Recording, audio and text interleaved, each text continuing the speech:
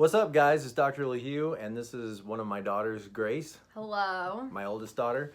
And we're just chilling out this weekend. We're having, believe it or not, a hurricane party at our house. But I thought it'd be a good time to talk to Grace about the Enneagram. She identifies as an 8, and we don't have microphones or anything, so we'll just do the best we can do. So it's kind of informal. Grace, tell me a little bit about tell our audience a little bit about what it means for you to be an 8 on the Enneagram. So when I first learned about the Enneagram, one of the first numbers I learned about was 7.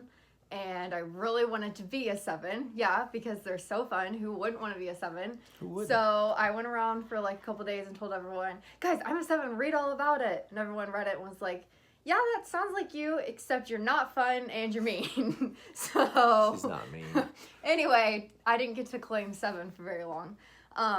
But learning about the 8 has helped so much. I've done tons of study about Myers-Briggs and DISC. I did a whole degree in counseling and human services, so we learned tons of personality stuff. And I think out of all of the tests I've taken, 8 describes me better than any other. Even number. better than the Myers-Briggs and DISC? Yeah, for sure. Well, in case you're wondering, my Myers-Briggs is an ENTP, which is not very flattering. Which isn't that the Joker, I think? Yeah, pretty sure. Yeah. I thought so, yeah. Yeah, there's tons of great ones. So, yeah, not very flattering. It's like the second lowest ranking income, ENTP. And if it was an ENTJ, isn't that yeah, like the number highest? 1. Right. So if I could make up, my mind about things, then I'd be doing okay. I said that in another video that I'm an ENFP, and if I could change it, I would probably try to be an ENTJ, but... Yeah.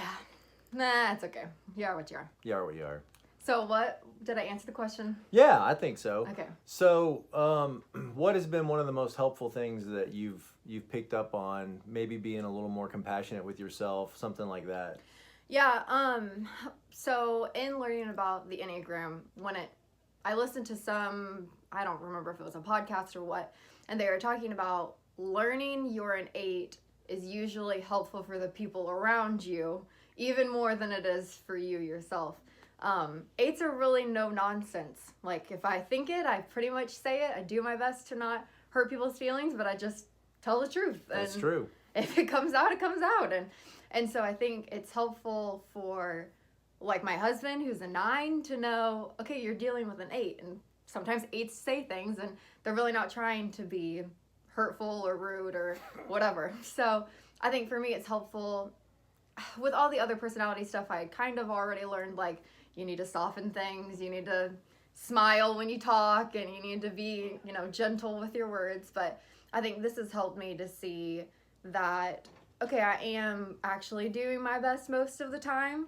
And I feel like if you have people in your life who are 8s and they're mild-mannered, or they at least seem to have some self-control, like, you should appreciate that, because that's really difficult. Do you ever feel like you have to talk yourself down? Like you could get aggravated, you could respond. Oh, yeah. Yeah. What's that process like? So 8s in stress move to 5, and I think learning that has been really helpful, because my natural instinct is just keep going, push forward, escalate to be a things. Doer. Yeah. And so it's like a minor inconvenience to everyone else. I can see 100 reasons why this is actually a huge inconvenience, and not only has it ruined my day, but it's ruined the day of everyone around me, and you're the fool that made this happen. And so I think when I can move to that 5 in stress, it's actually really helpful, because then I can stop and look at the facts and say, okay, well, this is really just a mild inconvenience. This isn't a day ruiner. No one else is losing their minds because we showed up and the restaurant was closed, So I think for me, it's helpful to recognize, knowing my natural instinct is to make things more than they need to be, to get that intensity, and to pause and stop and say, okay, I don't need to act on everything. I need to think this through a little bit. It's hard for me to think before I do. So this has been helpful to see that, it is necessary, and like that's something I'm definitely lacking in. Now, you taught a class at our church on the Enneagram, and how did you feel about that experience? It was so much fun. It was really good. It's awesome to see people like get it, because when you know your type and you like wrestle through all the garbage of it, you can come out on the other end and you're a lot healthier, a lot easier to be around, a lot, and I think especially being an 8, like one of the issues that 8s have is seeing others as like faceless robots, like either you're for me, you're against me, or you just don't matter all that much. And so it's helpful for me when I start to recognize like, oh, you're a 4, you're a 6, you're a 9. It's like I already have a way to connect, because it's 8s move to 2 when they're good, and so like I really want to connect, but sometimes it's hard for me to like know how to do that. So this is an easy way for me then. Like those people that are in my class, I have better relationships with them now than probably anyone else at the church, because those are people I've spent time with and talked to and learned a little bit about the way that they think. Yeah, I think the Enneagram helps us be a little more understanding, a little more compassionate of people.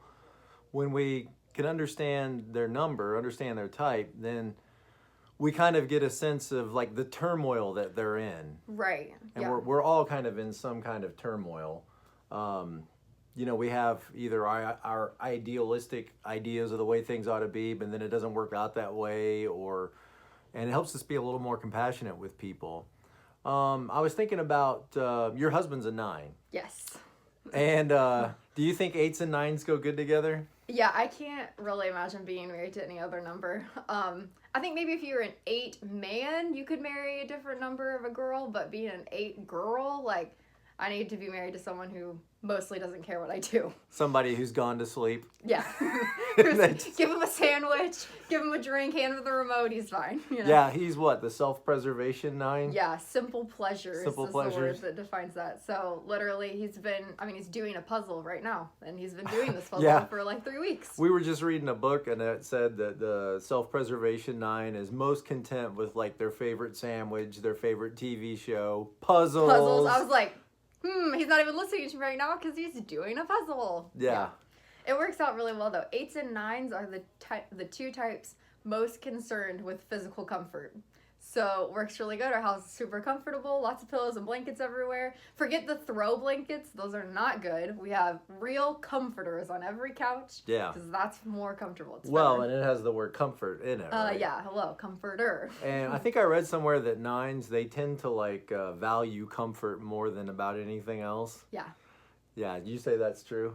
100%. Yes. Yeah, it's so funny. Zach, I tease him because I'm like, you can literally go days without ever doing anything that really needs to get done. But as soon as it infringes on your comfort, this is an immediate crisis. We need to get this taken care of right now. No questions. It doesn't matter how much it costs. It doesn't matter who it inconveniences. We have to solve this problem. It's like we're living with 100 other problems. Those don't matter because I'm comfortable with those.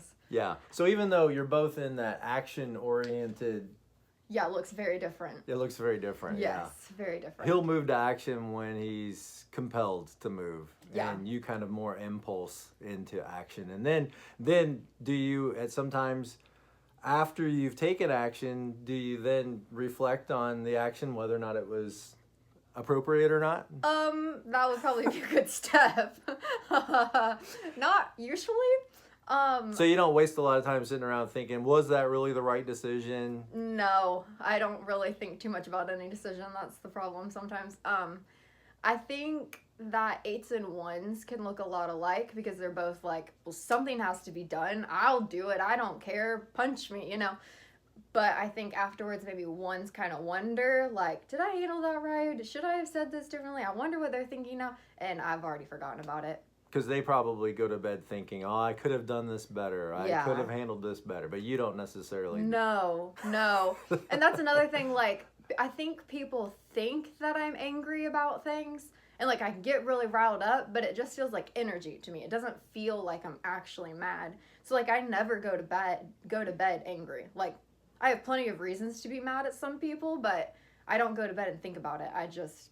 So do you think, like, sometimes 8s get a bad rap? People think that they're angrier than they really are? Yeah, for sure. And I think some of it is our fault as an 8. It's my fault because I come in guns a-blazing, you know. You'll never believe I was coming down the street. Like today, I came home and we have all these tree trimmers out here getting ready for the hurricane. Right. And I'm like, these tree trimmers are going to run you off the road. They don't care about anybody but themselves. Are you kidding me? We had to back up the car. We had to come all the way around. This is ridiculous. Get their license. This is nuts, you know. And so I'm like so over the top. Intense. About, these tree trimmers, when really it was like a minute and a half detour. I wasn't even the one driving. And I only remembered it because I was trying to think of an example when I was being ridiculous. Otherwise, couldn't care less about the tree trimmer. So one thing I was thinking about with 8s is the idea of like placing blame. Go ahead, continue. Okay, so like if a 1, you know, sees somebody doing something they shouldn't do, they feel the need to correct that person. Well, tell me about 8s and blame. So let me start with saying I think 8s are definitely responsible and a healthy 8 will take responsibility for their wrongdoing. I can admit, okay, I blew this out of proportion or I had no business going and talking to these people. So I think when I'm in a good place, I can see the role that I played in it. But even then, I probably don't see the extent. But I think, 8s are always, the whole thing is like concerned with justice. And so if that's the lens you're looking through is looking for justice, that essentially means looking to place blame. So with any situation that happens, I can always see like, well, you should have done this, or if you would have called ahead, we would have known.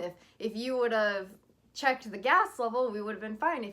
It's like, it's so easy to see like all the ways that things went wrong and all the people that should have been held responsible for those things.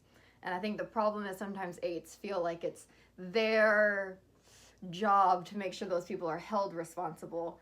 So I think that's something that I've been learning, that like it's not really my job to make sure everyone is responsible. Like especially growing up as a kid, like I can definitely see that more like with my siblings. Like if you would tell them, no, we're not bringing toys to the table, and then here so-and-so, you know, Madison shows up with a toy at the table, I'm like, oh, so I guess this isn't really a rule anymore. Who's in charge of this? Who told her she couldn't have it? And who let her bring it? And who gave her the idea this is going to be okay, you know? And that's not really appropriate for a 5-year-old to bring to the attention of everyone.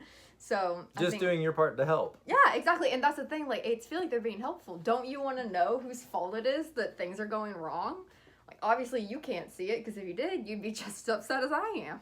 If we were only better parents, Come on. we would fix this injustice. You wouldn't have children that bring toys to the table. Yeah. So that can be exhausting, going around life looking for who's to blame and where's the injustice. And to be fair, it happens in like a split second. It's not like I don't think 8s are like, gee, I wonder who's to blame, you know. And I don't think 8s are gonna necessarily like be a victim, because that's like the opposite of what 8s want to do. So I don't think they're going to be like, well, so-and-so was so mean to me and that's why I'm like this. It's going to be fueled with anger. It's going to be more like, I hate her and everybody that's close and to me needs to hate her too. Here's 35 reasons why she's the worst. Yeah. And you're like, what's her last name again? Oh, I don't know. It's probably stupid. She's a tree trimmer. Yes. They need to be stopped. Running me off the road. Taking the city over. It needs to stop now. Yeah. So there's one last thing I wanted to ask you about with 8s. Tell me about 8s and the phrase "cut the crap." Yes. Yeah, 100%. I think if 8s could share a message with the world, that's what it'd be. Cut the crap. Stop. It does not matter what it is you have to say. It doesn't matter if you think you're going to hurt my feelings or someone else's. It doesn't matter if you could lose your job. It doesn't matter if you could lose your family. Like, tell the truth. The whole truth. And in my opinion, lying by omission is just as bad as actively telling a lie. Mom and I were talking about it the other day, and we could think of 2 instances in my entire life where I like outright lied to her. One of them I was like 2 years old, and one of them I was like 14. Is that when you said you loved her more than Dad? Is that one of the lies? Well, we're not going to talk about that. Okay. No, anyway, so I think it's like 8s are always on the lookout, like who's up to no good, who's not playing by the rules, who's not playing fair, who's not, You know, who's treating someone not the way they should be treated. And so it's like, we're already trying to find the crap you're hiding anyway. Just say it. You know, and I have no respect for people who tell half-truths. I have no respect for people who try to cover stuff up to make them look better. I think that's why if you watch any movies and you try to identify, like, who's the hero, who's the villain, or who's not getting along, it's almost always 8s and 3s not getting along. And I don't think it's any coincidence that the sin of 3 is deceit. And the holy idea, like the ultimate thing that the 8 wants is truth. And so it's like, anytime there's deceit, anytime you're, not just 3s, everybody does it, anytime you're trying to make yourself look better or trying to whatever, to cover something up, to hide your shame, you know, 8s are not about that. And I think something you can expect from an 8 is that they're not going to do that to you for the most part, unless they're like really unhealthy, like really not good, which if you meet a really unhealthy 8, just stay away because they're bad news. And if they carry a gun, you might want to report it to the police. Yeah, seriously, don't bother with them. But I think most middle of the row 8s, you can expect they're not going to lie to you. They're not going to half-truth you. You know, they're going to give you the whole story. Whether it hurts your feelings or not. Yeah, like it's not even a question. Like if somebody asks me something, like my intention is not to hurt your feelings, but my intention is to tell the full and complete truth. Yeah. So. Well, I can appreciate that. Yeah. At least you know where you stand with an 8 usually. Yeah, for sure. It might be on the other side of the moat, the other side of the drawbridge. But you might end up blocked on Facebook, but you know, it happens. Yeah. But I can say being loved by an 8, being on the inside of that 8's world is a special thing. And you guys that have an 8 in your life that you're close to, you can attest to that fact that 8's love in a very deep, real, tangible way. It's hard for 8's to open up and show you their heart. It's hard for them to express vulnerability. And when you're brought into the world of an 8, you know you're in a special place. Yeah, we've talked about before, like, if you think about a castle, it's like a 2, they're going to, like, keep the moat down all the time. And you can walk in. They let the barbarians in. Yeah, they're like, come on in, guys. Keep the Come barbarians sit down, out. Eat at the table, spill your food all over the carpet. I don't care. You know, as long as you stay right here on the first floor, you're welcome anywhere on the first floor. You know, and I think 8s are very different. It's like the moat is up, and then we'll let it down, let one person come across, and then the moat goes back up. But it's like, once you're in, you're free to roam about, take what you need, break it, buy it. It doesn't matter, like, whatever you want to do. And then there's no deceit in that. Exactly. Because you let them in. Right, exactly. And so, yeah, I think sometimes, though, 8s can get themselves in trouble like that because they can let the wrong person in every once in a while. And it's like, oh, gosh, we let you in, and we set up a room for you, and you camped out, and look. And then you double up your walls. Yeah, and it's like, all right, everybody out. I knew it. Yeah. I knew you can't trust people. Yeah, I knew feed it. them to the alligators, so, yeah. Oh, yeah, one last thing.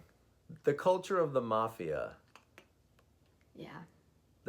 They said that's what an 8 energy is, the culture of the mafia. What do you think they mean by that? Because you don't look like the mafia. No, and that's the trick. Is there some deceit that I don't know about? No, I'm afraid not. No, I definitely agree. 8, so I am a social 8. Which means you're a counter 8. Yeah, counter 8. So if you read through the list of how 8s feel, I feel 100% that way. But as you can see, I'm smiling and I'm nice, and I took the time out of my day to do this interview for you.